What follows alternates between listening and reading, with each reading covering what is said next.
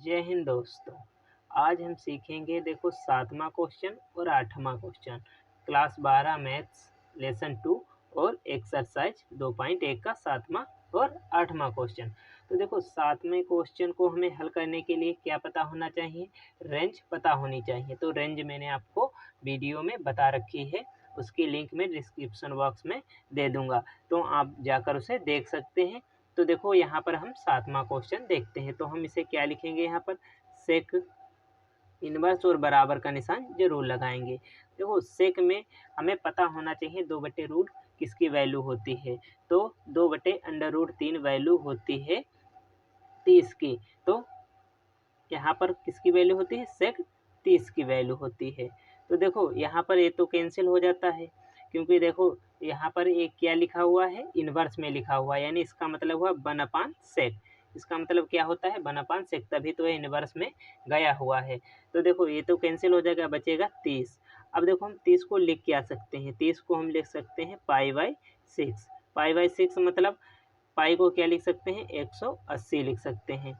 और बटे में कितना दिया है, 6। तो 6 कम 6 और 6 तें 18, 0 देखो 30 आ चुका है। इस तरह से हम लिख सकते हैं। देखो हमारा आंसर हो गया। अब आपको मैंने रेंज की बात बताई, तो देखो 0 से किस में होना चाहिए, पाई में होना चाहिए। 0 से पाई में इसे होना चाहिए। तो देखो ये 0 से पाई में तो हमें मिल चुका है।